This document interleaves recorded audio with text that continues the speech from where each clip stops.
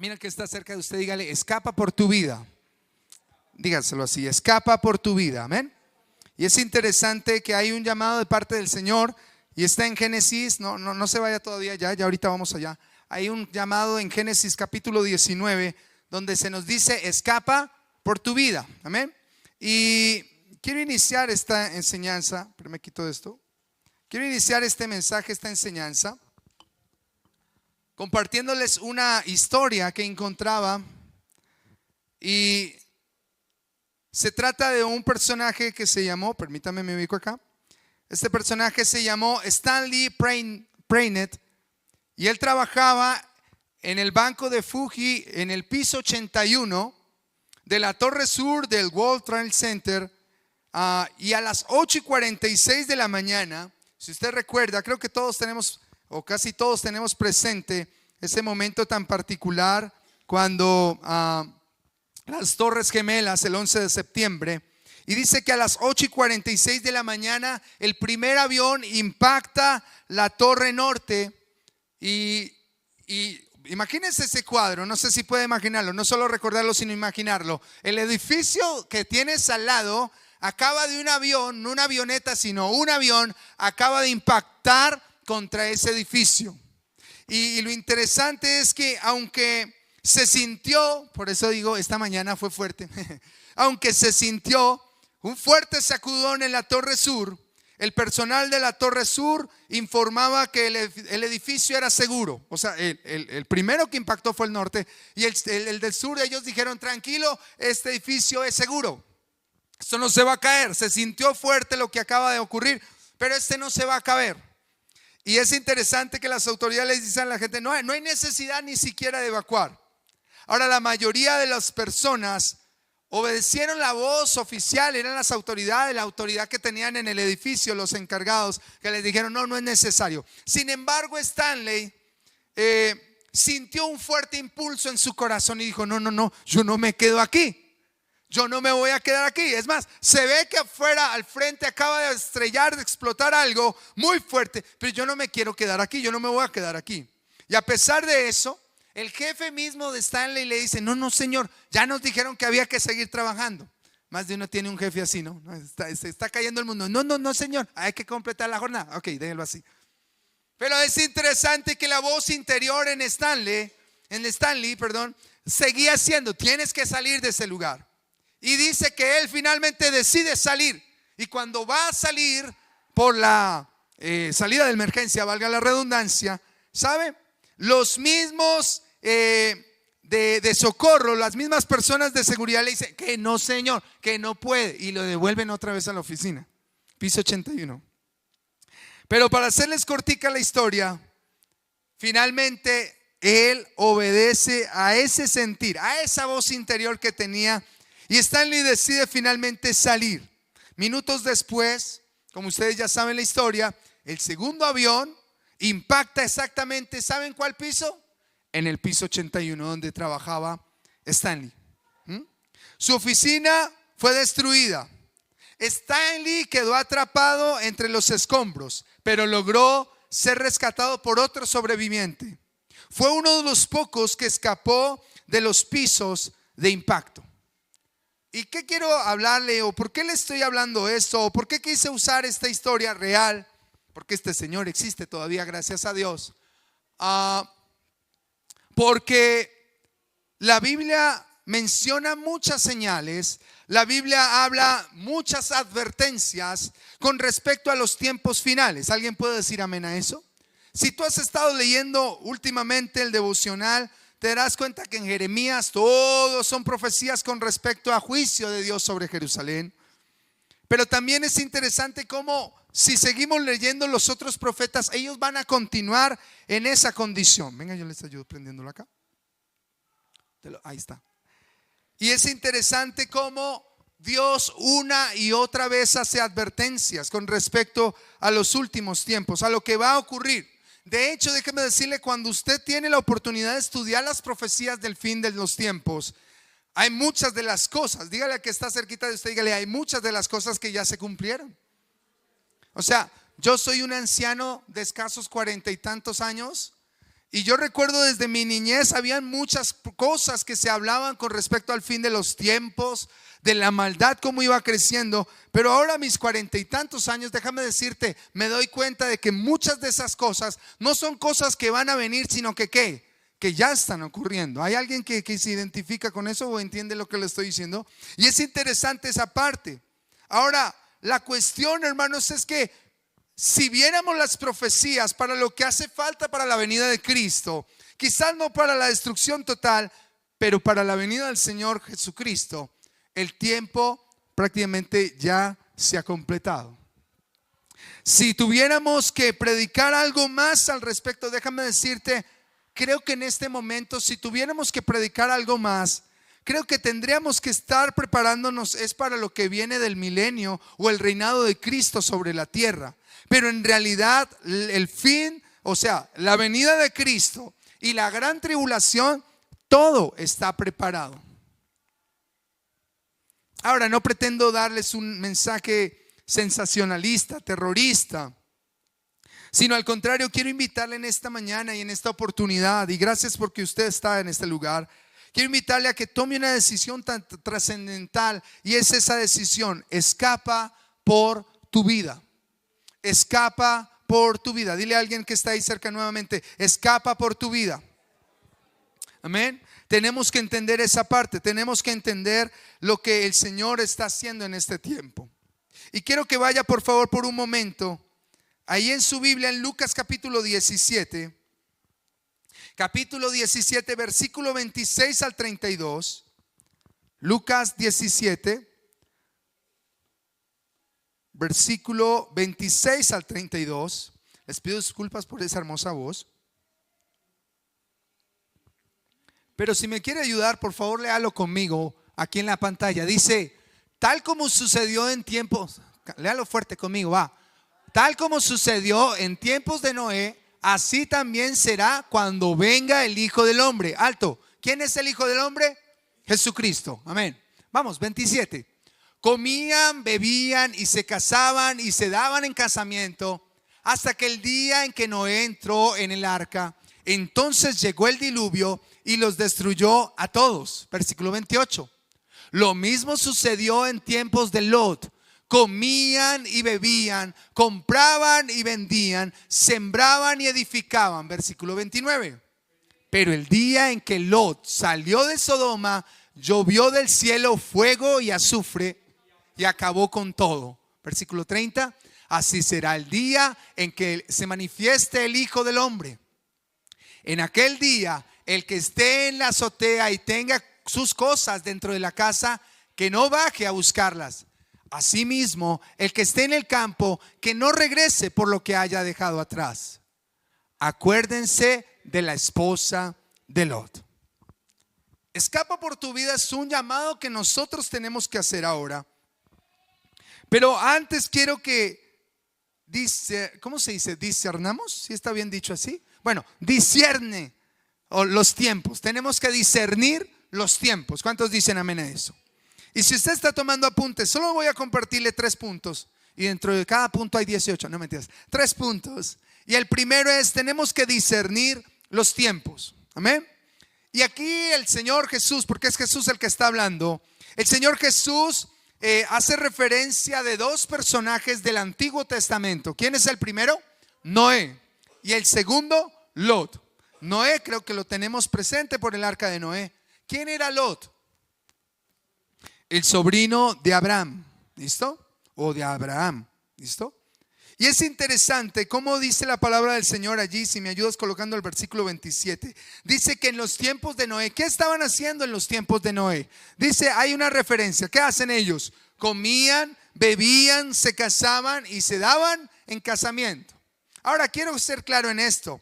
Cuando el Señor está hablando de que comían y bebían, no está mal comer, beber, casarse y darse en casamiento. No es pecado casarse. Mira que está al lado, si está soltero, dígale: no es pecado casarse, ánimo, cásese.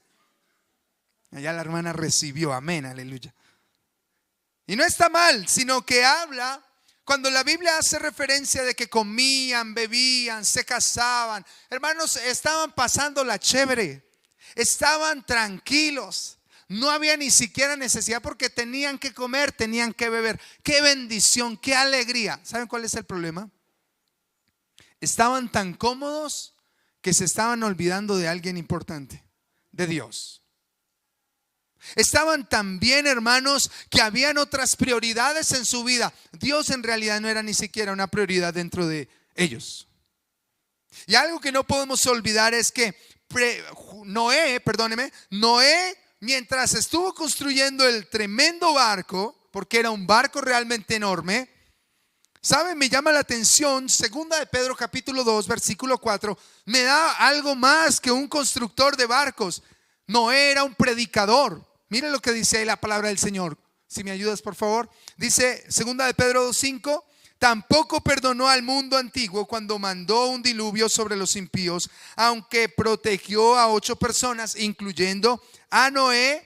¿Predicador de qué? Predicador de la justicia. Ahora es interesante, algunas personas dicen que Noé tomó 120 años en construir el arca. Cuando Dios lo menciona en la palabra por primera vez, él nomás tenía 500 años, Noé. Pero Dios le dice que construya el arca. Y la cuestión no es que solamente se haya dedicado a construir.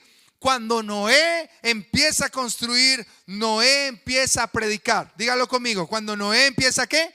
A construir. Noé empieza ¿a qué? A predicar. Si Noé tardó 100 años en predicar, ¿cuánto más nosotros tenemos que seguir predicando? Y yo creo, mis amados hermanos, y algo que el Señor ha estado tocando mucho en nuestros corazones, voy a meter a mi esposa en esto también. Como pastores, los dos hemos sentido algo bien impresionante. El problema, hermano, no es la maldad de lo que hay afuera. Entienda esto, mire, el problema, ahora no estoy diciendo que sea poquito el pecado que hay afuera. No, afuera hay pecado. Pero el problema es el pecado que hay ¿dónde? Dentro. Y vivimos, fíjese nomás, hicimos esta mañana un chiste, le dijimos, Señor, haz que tiemble y verá que la iglesia se llena. Tembló y no llegaron.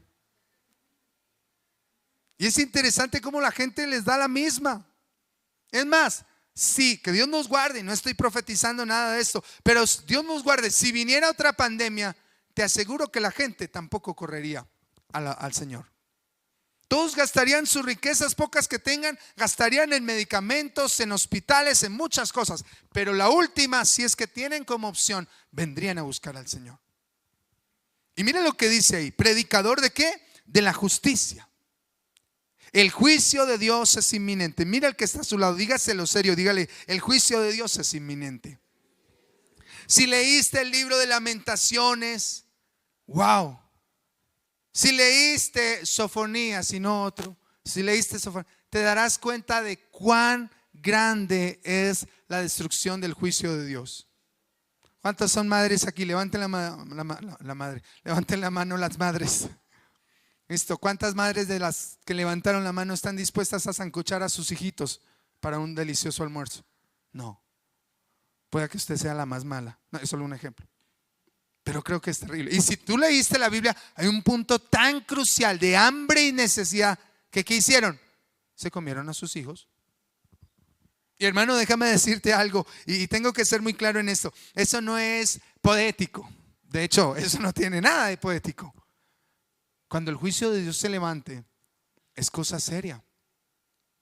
Cuando Dios declaró el juicio, fue juicio. El juicio de Dios es inminente. Dice ahí la palabra del Señor en el versículo 27. Si vuelves allí al Evangelio de Lucas, dice: hasta el día en que Noé entró en el arca, entonces llegó el diluvio y los destruyó. ¿A cuántos? A todos. No, pastor, yo me vi la película de Noé. Déjame decirte qué película tan mala y tan lejos de la palabra, porque no la he visto, pero algunos me decían: pastor, eso es una tontería, porque Noé está en la barca, se salvó, y él ve cómo llegan otros barcos a charlar con él. La Biblia dice que Noé entró con su esposa, sus 3 hijos, sus 3 nueras, y se cerró la puerta y todos ¿qué? Murieron. Si nosotros pudiéramos tomar esa misma situación de Noé y traerla a nuestra época, déjame recordarte algo. Sé que lo sabes, sé que lo sabemos los que estamos aquí. Cristo viene, y cuando Cristo venga va a tomar a su iglesia. Y apenas la iglesia sea tomada, hermano, ¿qué cree usted que va a pasar? Que se desaparezcan millones de personas. ¿Tendrán que inventarse los gobiernos algo para tratar de apaciguar? ¿Tendrá la gente que inventarse algo? Inventar que vinieron los extraterrestres, no sé, cualquier locura se tendrán que inventar. Pero el problema no es lo que se inventen.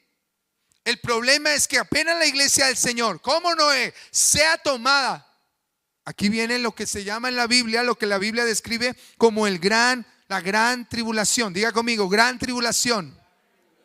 Mis amados, yo no le voy a decir que el anticristo es Elon Musk, no le voy a decir que es fulano de tal. No, esa parte a mí no me interesa. La Biblia no me manda a averiguar eso. Lo que sí sé es que nosotros nos vamos y el gobierno mundial se establece, pero no solo para traer paz y armonía, sino que viene algo que es el juicio de Dios. Satanás no tiene nada bueno con la humanidad. ¿Sabía usted eso? Pero luego el Señor menciona otro ejemplo en el versículo 28 y dice que es el caso de Lot. Y vuelve a mencionar, ¿qué era lo que estaba haciendo la gente? Comían, bebían, compraban, vendían, sembraban, edificaban. No está mal que usted sea rico. Dígale que está al lado con confianza, ayúdeme a predicar. Dígale, no está mal que usted sea rico. Hágale, fresco. El problema, y creo que Pablo en varias ocasiones lo menciona, el problema es que tus riquezas te distraigan de tal punto que pierdas tu salvación. Dios no te quiere pobre, claro que no. Dios quiere bendecirte, claro que sí. Pero tu mirada debe estar puesta ¿en quién? En el Señor. Lot, ahora sí quiero que vayas por favor a Génesis capítulo 19. Cuando lees el capítulo 19 te encontrarás en los primeros versículos que 2 ángeles descienden a Sodoma donde está viviendo Lot. Y cuando Lot está en Sodoma, Lot está en las puertas. Diga conmigo, Lot está en las puertas. Hay muchas enseñanzas y muchos detalles de las historias bíblicas. Cuando Lot está en las puertas significa que Lot era uno de los jueces de esa ciudad. Quiero dejar claro que Lot no estaba practicando los pecados que hacían en esa ciudad. Pero cuando Lot ve estos dos personajes, Lot no sabe que son ángeles. Tienen pinta de hombres. Y dice la palabra del Señor que cuando Lot los ve, Lot sale a recibirlos. Y Lot sale con afán a recibirlos y les dice, quédense en mi casa, yo los hospedo esta noche y mañana si quieren se pueden ir. Y si tú lees la palabra del Señor en Génesis 19, dice que los ángeles le dicen, no, muchas gracias, hoy nos quedamos en el parque. Hay algunos pueblos todavía donde uno se puede quedar en el parque. Si no, vaya a Miraflores. Ahí usted, no tengo para el hotel, se queda en el parque. ¿Listo? Es interesante. Pero él les dice, no, por favor, ven, yo les doy comida, mejor les he dicho hasta les doy regalitos, pero no se queden aquí. ¿Saben por qué era el afán de él? Si usted sabe la historia, dice que en la tierra, en la ciudad, en el pueblo de Sodoma eran tan corrompidos. Lot sabía que esos hombres no iban a durar una hora en el parque central de Sodoma sin ser abusados, violados y torturados, si era el caso, por la gente misma de Sodoma. Ahora, pero era tal la depravación que finalmente los convence y dice, vengan conmigo. Vengan por favor, no se queden. Y quiero que miren Génesis 19 versículo 4 en adelante dice, aún no se habían acostado cuando los hombres de la ciudad de Sodoma rodearon la casa. Todo el pueblo sin excepción, tanto jóvenes como ancianos, escuche esto, estaban allí presentes. Llamaron a Lot y le dijeron, ¿dónde están los hombres? ¿Los qué? ¿Los qué? Los hombres que vinieron a pasar la noche en tu casa. Échalos afuera. Y esta versión, la Nueva Versión Internacional, es fuerte. Queremos acostarnos con ellos. Hay otras traducciones que dicen, queremos tener relaciones sexuales con ellos. Lot, versículo 6. Y este es un pasaje que raya, que las cristianas feministas lo sacan a volar. Dice el versículo 6, Lot salió a la puerta y cerrándola tras de sí les dijo, versículo 7, ¿qué les dijo? Por favor, amigos míos, no cometan tal perversidad. El 8 es clave. Tengo 2 hijas que todavía son vírgenes. No voy voy a traérselas para que hagan con ella lo que les plazca, pero a estos hombres no les hagan nada, pues han venido a hospedarse bajo mi techo. Si ven que son malos, ahí está el patriarcado. ¿Cómo se le ocurre a entregar 2 hijas vírgenes? Dice ahí la palabra del Señor, no habían tenido relaciones ellas. Quiero aclararles esto antes de continuar, porque muchos de veras toman ese pasaje para decir que malos, no les importó las mujeres. Pero si usted se da cuenta, estos hombres perversos de Sodoma, ¿qué estaban buscando? ¿Qué estaban buscando ellos? Hombres buscando a hombres. Cualquier parecido con la realidad es pura coincidencia, dicen por ahí. Y Lot en realidad no es que sea malo. Lot lo que está diciendo es: tengo 2 hijas mujeres. A los homosexuales, ¿cuánto les gusta a las mujeres? Nada. O sea, en realidad es una locura. Cuando uno lo lee ahí, uno dice: Lot estaba contaminado, Lot ya era parte de eso. No. Lot lo que estaba tratando era de distraer o de apartar el enfoque tan perverso que ellos tenían por mujeres, a ver si de pronto cambiaban de parecer. Pero Lot sabía cómo era la gente de Sodoma, sabía que no lo iban a hacer. Si tú sigues leyendo los versículos siguientes, esa gente perversa trata de... Es más, lo voy a leer, permítame, lo leo rápidamente. Versículo 9 dice: quítate de ahí, le contestaron y añadieron: ni siquiera es de aquí y ahora nos quiere mandar, pues ahora te vamos a tratar peor que a ellos. Entonces se lanzaron contra Lot y se acercaron a la puerta con intenciones de derribarla. Diga conmigo, Lot no era tan malo. Lot lo que hizo fue una distracción, porque él sabía que finalmente iba a ir ¿contra quién? Contra él.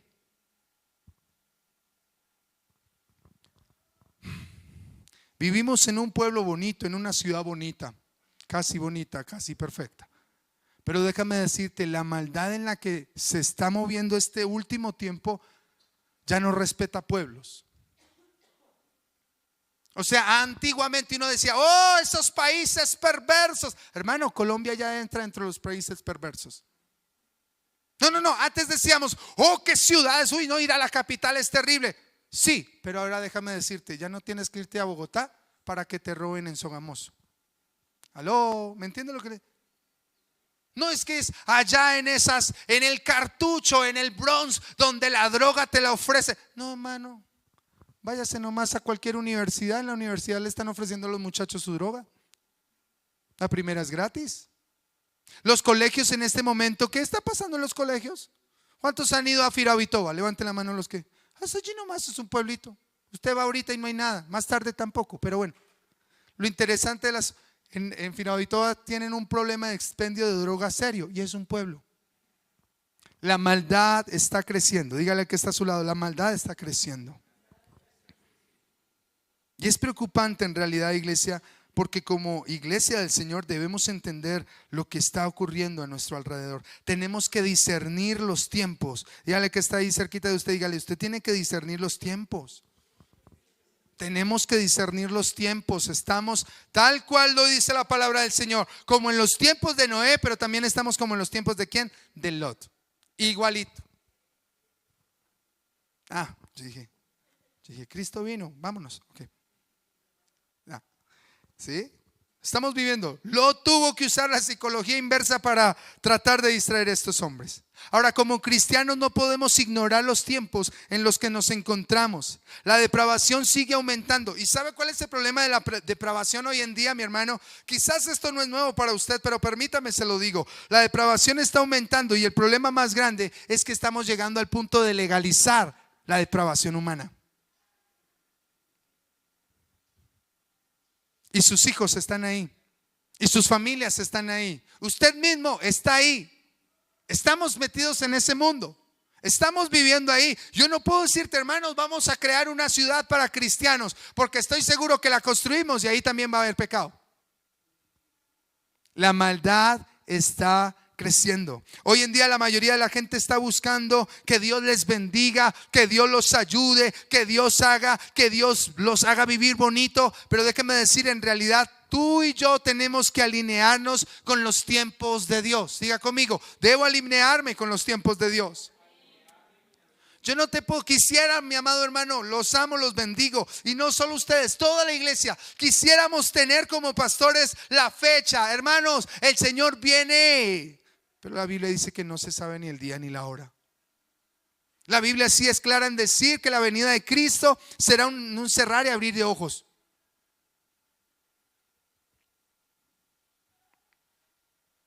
Es interesante cómo, no voy a hacer el ejercicio aquí, pero es interesante cómo iglesias grandes, medianas y pequeñas, como quiera usted, pregúntele a la iglesia, ¿usted está listo para irse con el Señor? Y más del 60% de las iglesias cristianas, evangélicas, protestantes, no están seguros si se van con Cristo.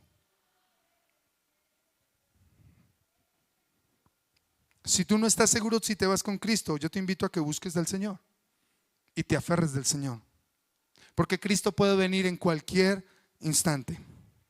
Los cristianos sabemos del fin, pero pareciera, hermanos, los cristianos pareciera que estuviéramos anestesiados.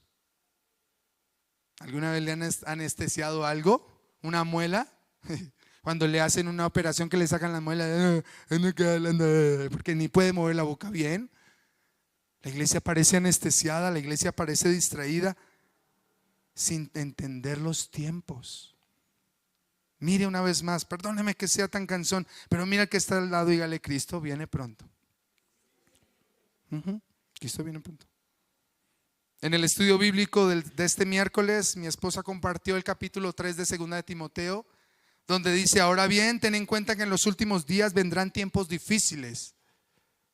Y lo que me encantó, bendigo la vida de mi esposa, es una buena maestra, es que ella no solo leyó el versículo 1, dice que en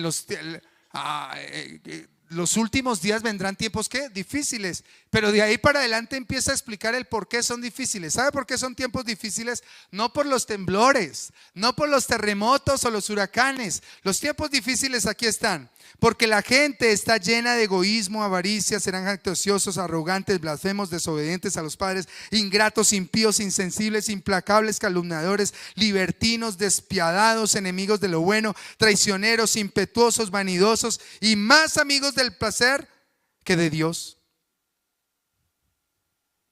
Por eso los tiempos son difíciles. Por eso muchos cristianos van a perder su salvación. Diga conmigo: debo entender el momento. Vuélvase por favor a Génesis 19, ahí donde estamos viendo.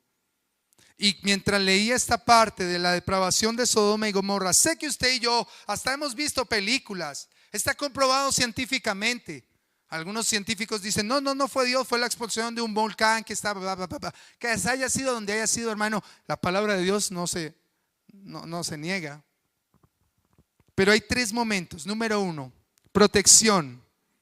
Número 2, salvar para salvar. Y número 3, trabajar por la familia. Se lo voy a repetir: 3 momentos especiales o particulares que usted debe entender. Número 1, protección. Número 2, salvar para salvar. Y número 3, trabajar por su familia. Rápidamente se los voy a mencionar. Dice la palabra del Señor allí en el versículo 10 que cuando estos hombres quisieron coger entonces a Lot para abusar de él, para hacer toda su perversidad, dice que los 2 hombres extendieron los brazos, metieron a Lot en la casa y cerraron la puerta. Escucha esto.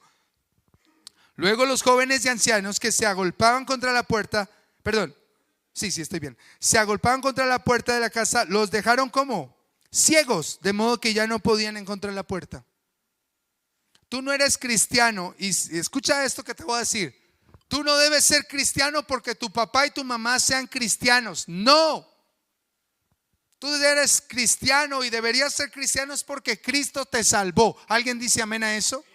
Si tú tienes claro eso, déjame decirte, vas en el primer momento. El Señor te apartó, el Señor te rescató. El Señor, como dice la palabra del Señor, nos sacó de las tinieblas a su luz admirable. ¿Alguien diga amén a eso?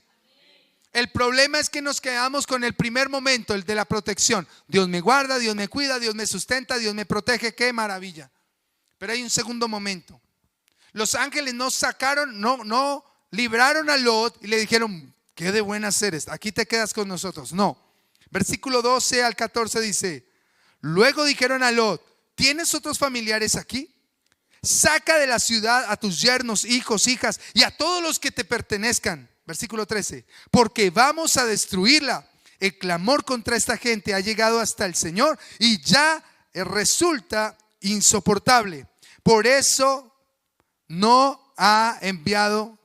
por eso nos ha enviado a destruirla. Versículo 14. Lot salió. Presten atención a este 14. Lot salió para hablar con sus futuros yernos, es decir, con los prometidos de sus hijas. Apúrense, les dijo, abandonen la ciudad porque el Señor está por destruirla. ¿Qué le dijeron? Ellos creían que Lot estaba ¿qué? El segundo momento es salvar para salvar. Hemos sido salvados ¿para qué? Para salvar. Quizás tú has estado en el tiempo del protegido. Dios ha guardado tu vida. ¿El Señor ha guardado su vida? Que levante su mano. Ok, creo que todos los que estamos aquí. Pero lo segundo que viene es que tú tienes que predicar. Dile que está a tu lado, dile: tenemos que predicar. Y ahora, escúcheme bien, sé que más de uno automáticamente cuando escucha esto de que debe predicar, una de dos. Hay los que piensan que solo se predica aquí en una tarima o en un espacio como este. No. Predicar es declarar, es proclamar el mensaje del evangelio de salvación. Amén. Y el segundo, entonces algunos dicen: no, yo no estoy en el púlpito, entonces yo no tengo que predicar. No. Tú predicas en tu casa, tú debes predicar en el trabajo, tú debes predicar a donde esté que tú vayas. Para eso te salvó el Señor. Pero lo segundo que a veces pasa, hermanos, es que hay personas que ni siquiera hacen lo uno. Perdóneme. Hay unos que ni siquiera hacen lo uno porque ya piensan en lo último.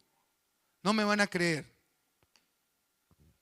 Mi familia es muy dura, mi familia es terrible. Yo quiero decirte algo. Qué bienaventurado eres de estar hoy en la casa del Señor. ¿Sabes? El día de mañana, o una de dos, o tú estarás junto al gran trono blanco, dice el libro de Apocalipsis, capítulo 20, y tú estarás allí junto al Señor, o posiblemente tú tendrás que estar frente al trono del Señor. Y si tú estás frente al trono del Señor, te tengo una mala noticia. Si el día final, el día del juicio, tú estás al frente del Señor, es porque estás condenado. Estás ahí al frente listo para recibir la sentencia del lago de fuego. Eso es lo que dice la Biblia. Yo no les estoy inventando nada. Pero te quiero enseñar algo más. Supongamos que tú te salvaste y estás junto al trono blanco del Señor, junto a la presencia del Señor. ¿Qué piensas si empiezan a pasar los amigos? No nos vayamos tan allá. Que empiece a pasar tu propia familia y el Señor tenga que decirles: no te conozco, apartados de mí, hacedores de maldad, y los lance al lago de fuego. Piensa por un momento, ¿qué vas a pensar? ¿Qué se te ocurre en la cabeza? Podrías decir: me salvé. Pero qué tristeza saber de que muchos de los que van a pasar frente al trono blanco a ser juzgados por el Señor, tú los tuviste al frente, tú comiste con ellos, tú viajaste con ellos, trabajaste con ellos, pasaste tiempo con ellos y nunca les hablaste. Pastor, pero es que son duros. Escúchame bien. Que el Señor algún día tenga que decir de ellos: ¿recuerdas cuando mi hijo David? ¿Recuerdas cuando mi hijo Oscar? ¿Recuerdas cuando mi hija Paola te habló? Ok, no te conozco, apartado de mí, hacedor de maldad. Porque ellos hoy se burlan de ti. Hoy ellos te van a bloquear de tus redes sociales. Hoy ellos te van a desechar. Pero va a haber un día donde de frente al Señor van a recordar las veces que se burlaron de ti, las veces que tú les compartiste de Cristo. Pastor, yo no quiero que mi familia se pierda. Predícales, háblales de Cristo. Van a pensar que soy religioso. Es que el problema es lo siguiente, iglesia. Como no somos conscientes de un día de juicio, y vuelvo a decir, todo esto te estoy hablando es no para que te llenes de miedo, sino para que entiendas los tiempos que estamos viviendo. Hay que hablarle a la gente. Te van a cerrar la puerta, pero tú tienes tu conciencia tranquila. Sabes de que le hablaste de Cristo, sabes que le oraste, sabes que lo visitaste, sabes que fuiste a golpear a su casa, sabes que le escribiste para invitarlo a la iglesia. Pero lo terrible es cuando no lo hacemos. Tercer momento, trabaja por tu familia. Versículo 15 y 16. Así que al amanecer los ángeles le insistieron a Lot, exclamando: apúrate, lleva a tu esposa y a tus 2 hijas que están aquí, para que no sean destruidas cuando la ciudad sea castigada. Versículo 16. Como Lot titubeaba, como Lot, ¿qué? Titubeaba, los hombres lo tomaron de la mano, lo mismo que a su esposa y a sus 2 hijas, y lo sacaron de la ciudad, porque el Señor les tuvo compasión. Muchos están gastando sus vidas en muchas cosas, pero déjame decirte, tu más grande victoria, y eso se lo dije a una mujer en estos días que me decía: oh, el Señor a mí me habla. Oh, el Señor me da unas visiones y yo veo que se cumplen y se hacen. Ahora, yo creo en las visiones, y si usted recibe visión, gloria a Dios. Yo no estoy diciendo que no. Y mientras ella me hablaba de todas las maravillas y cosas que el Señor le decía, yo le dije: ¿dónde está tu esposo? ¡Ja! Ese no, ese es terrible, ese. Y hablaba de él, no de él, sino de ese. Y la verdad, aunque ella no sé qué intención tenía esta mujer. Ahora, no estoy diciendo que me estuviera coqueteando ni nada de eso, pero aunque quizás su intención era mostrarse muy espiritual, lo único que yo sentía en mi corazón, y que se lo dije de frente con todo respeto, le dije: sabes, tu victoria no es la visión que tú tienes. Tu victoria no es que Dios te hable cosas impresionantes. Tu victoria es que seas un ejemplo en tu casa y que te ganes a tu esposo y a tus hijos. Su hijo, no les voy a decir quién, y igual no está aquí, no se afane, pero su hijo ha intentado, un muchachito de 14 años, ha intentado acabar con su vida más de 3 veces. Yo te pregunto: ¿de qué te sirve que el Señor te muestre la visión de lo que te dé la voluntad, si tu hijo está a punto de acabar con su vida?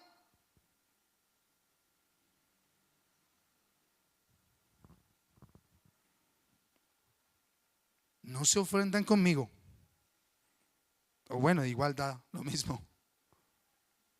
Si estás dispuesto a invertir, escúchame bien, lo que estés dispuesto a invertir en tus hijos, por favor, invierte el doble en que ellos conozcan a Dios. Te lo repito para los que somos padres, porque aquí yo también soy padre. Lo que estás dispuesto en invertir en tus hijos, y sé que como padres estamos dispuestos en invertir muchas cosas en ellos, está dispuesto a invertir el doble para que ellos conozcan a Cristo. Ay, pastor, ¿qué tal si le damos 50 y 50? ¿Sabes por qué no te digo lo mismo, sino el doble? Porque es que tus hijos allá afuera, tus hijos en el colegio más pupi donde los pongas a estudiar, tus hijos donde vayan, están siendo bombardeados. Si a Lot quisieron tomar para usarlo, déjame decirte, tu hijo, y con todo respeto, y que Dios los guarde, y oramos por la iglesia por eso, pero déjame decirte, tu hijo no tiene que estar en un potrero oscuro para ser abusado. Las redes sociales es el veneno más grande que hoy en día nuestros chicos tienen que enfrentar.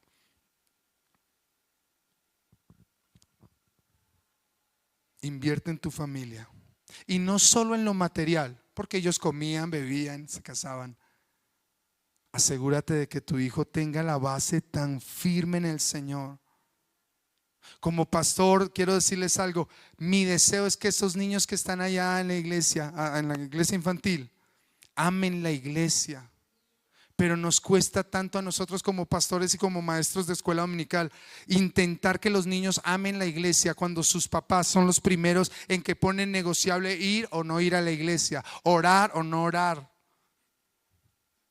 No para que no me invite, pero es interesante. Me invitas a comer, me siento a la mesa, y los primeros que se mandan el bocado son los papás y los niños. Como para recordarles que son evangélicos, les digo: ¿ya oraste? Detalles tan básicos como enseñar eso a nuestros hijos. Instruye al niño en su camino, y aun cuando fuere viejo, no se apartará de él. ¿Sabes? La instrucción viene antes de la corrección. La corrección está para los jovencitos. ¿Por qué? Porque si yo instruí a chiquitito, va a saber lo que es bueno y lo que es malo. Ya si llega jovencito y se pone de necio, ya yo le instruí. Por eso va la otra parte, que es la corrección. ¿Sí me hago entender? Tenemos que invertir en nuestras familias. Lot pensó en sus yernos, Lot pensó en su futuro, Lot pensó en sus nietos quizás. Pero finalmente los ángeles tomaron a Lot, tomaron a su esposa, cogieron a su hija, a su otra hija, y la sacaron de la ciudad. Josué capítulo 24:15 es uno de los pasajes que muchas veces hemos mencionado, que dice: yo y mi casa serviremos al Señor. Pero si tú miras ese pasaje, es interesante. Si mal os parece servir a Jehová, escogeos hoy a quien sirváis. Si a los dioses a quienes sirvieron vuestros padres cuando estuvieron, al otro lado del río, o a los dioses de los amorreos en cuya tierra habitáis. Pero yo y mi casa serviremos a Jehová. Tú tienes la responsabilidad de tu casa. Podría decirles, ya voy a terminar, de verdad. Podría decirles en esta mañana que hay jóvenes que quieren buscar de Dios. Nosotros conocemos chicos, aún de esta iglesia, los cuales vienen a la iglesia. Gloria a Dios por los que vienen. Pero déjame decirte, para un joven, y mi esposa no me deja mentir, hemos visto cuántos jóvenes han llegado solos a la iglesia, pero por no tener un respaldo con sus padres, llevar el evangelio les cuesta mucho y finalmente terminan más lejos que en la iglesia. Enamora a tu hijo de las cosas de Dios. Voy a decírtelo así porque así me pasó a mí. Enamora a tu hijo de la iglesia. Porque en la iglesia es el único lugar donde tú puedes divertirte sin necesidad de un vicio, sin necesidad de morbo, sin necesidad de cosas malas. Si los papás supieran lo valioso que es que sus hijos se enamoren, que sirvan en la iglesia, que se involucren en la iglesia, créame, es lo mejor. Voy a terminar con el tercero. Diga conmigo: atienda las instrucciones. El primero era discernir los tiempos. Lo segundo era entender los momentos. 3 momentos: protegidos, salvados para salvar.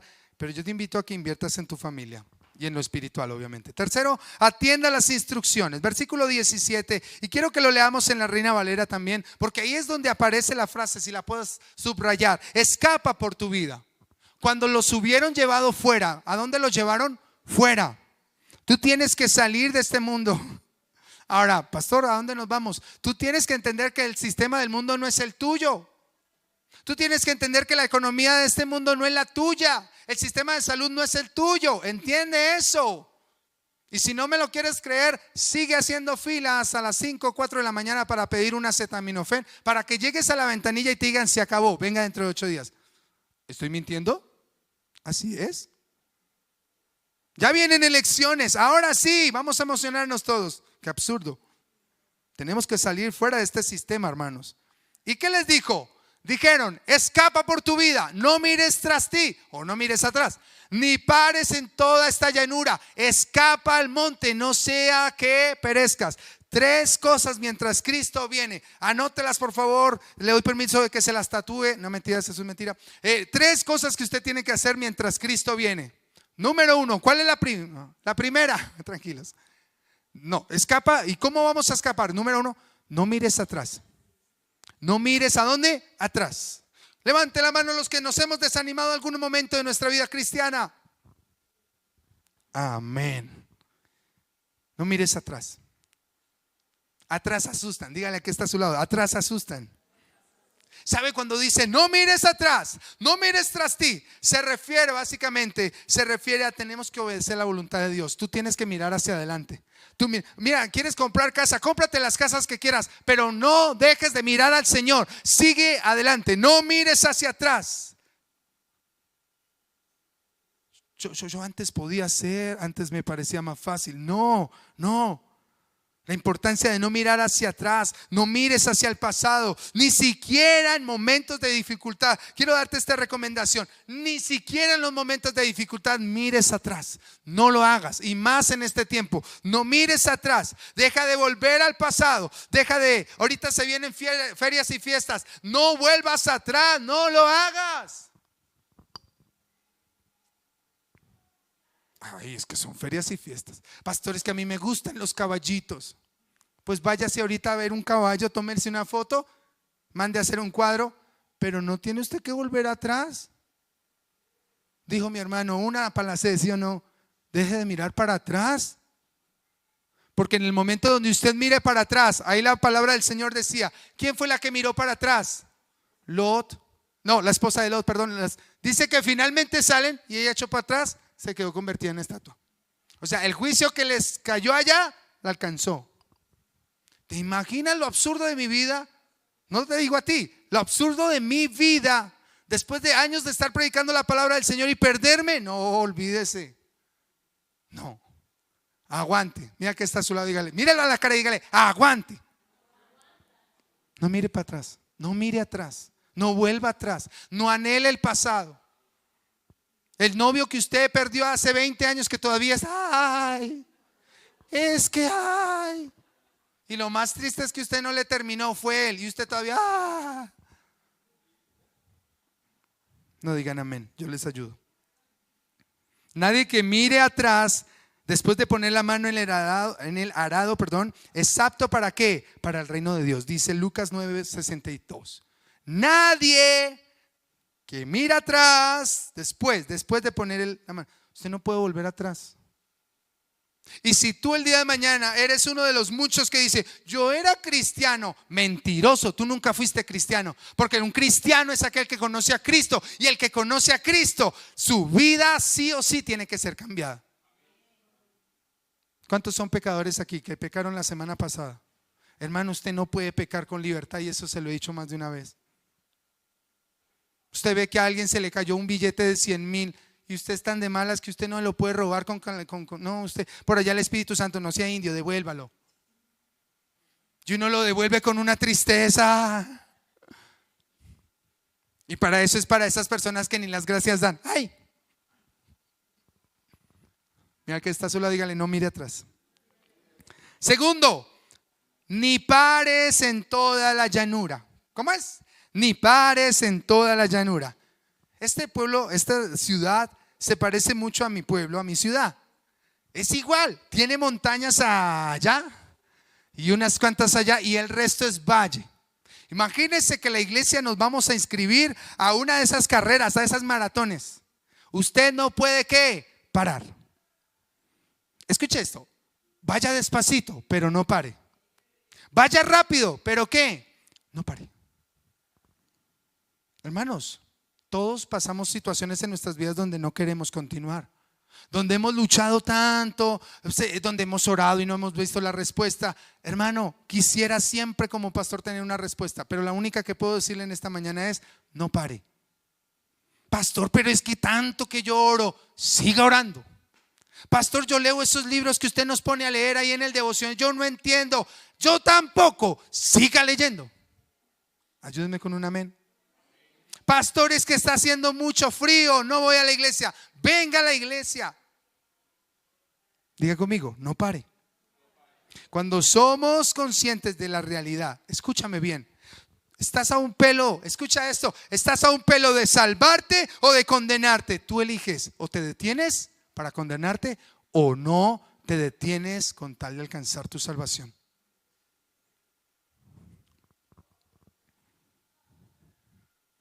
El apóstol Pablo escribe y dice a los Filipenses 3:13 dice: hermanos, no pienso que yo lo haya logrado ya, más bien una cosa hago, olvidando lo que queda, ¿dónde? Atrás, esforzándome por alcanzar lo que está ¿dónde?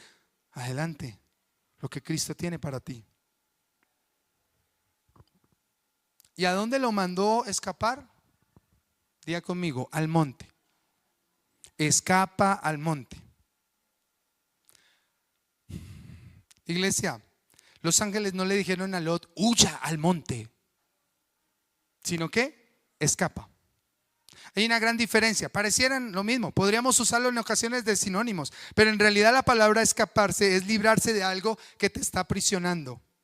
El escaparse es librarte de algo que te amenaza o que te está limitando. ¿De qué hoy tú tienes que no huir, sino escapar? ¿De qué tú tienes que escapar en este día? Si Cristo viniera hoy mismo: Señor, yo quiero irme contigo, sí, pero tengo que escapar de eso que me tiene cautivo. No podemos quedarnos cerca del pecado esperando estar a salvo. Escúchame bien. No. Yo estoy ahí nomás con mis amigos del trabajo. No más. Es más, yo no digo ni bueno ni malo. Mientras ellos llegan bien hinchos, yo los ayudo a llevar a la casa. No, así no funciona. No te pongas en peligro. Dile al que está a tu lado: no te pongas en peligro. Vete lejitos. Dios no solo quiere que salgamos del mundo, sino que nos alejemos completamente del pecado. Las montañas tienen un significado muy particular. Las montañas tienen el significado de buscar la presencia del Señor. Moisés, ¿dónde recibió los mandamientos en el monte?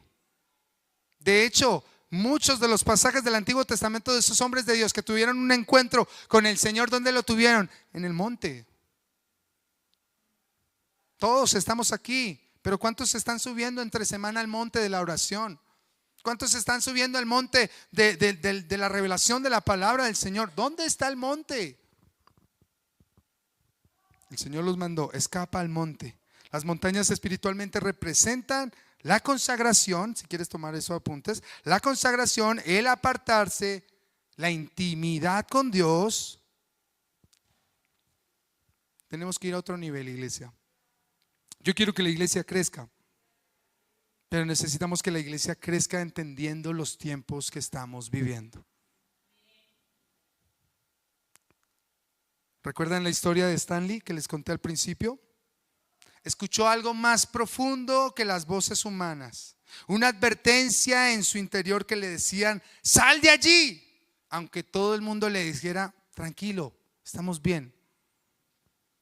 Muchos hoy están cómodos en la estructura que parece estable, pero el juicio del Señor se acerca. Y quiero terminar con esto, hermanos. Hoy Dios nos está diciendo, al igual que Lot, escapa por tu vida. Escapa por tu vida. Escapa por tu vida. Recuerdan que cuando leíamos Lucas dice: si dejaste algo allí, no te devuelvas por eso.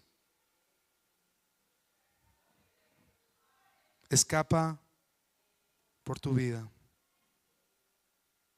Quisiera que te hicieras estas preguntas y que te las contestes por un momento. ¿A qué estás aferrado? ¿Qué es eso que tú no puedes soltar? Y déjame decirte, y soy claro en esto, no hablo solamente de pecados, aunque si hay algún pecado en el cual estás aferrado, con más veras, suelta eso. Pero hay cosas que nos están aferrando. Mi trabajo, mi platica, mi casita. Déjame decirte, cuando Cristo venga, no he encontrado el versículo que digan que te van a llevar a la casita. ¿Tú te vas o te quedas? La segunda pregunta es: ¿qué te retiene en este momento? ¿Qué es lo que todavía te tiene aferrado? Cristo viene pronto. Aún hay tiempo, pero no siempre lo habrá.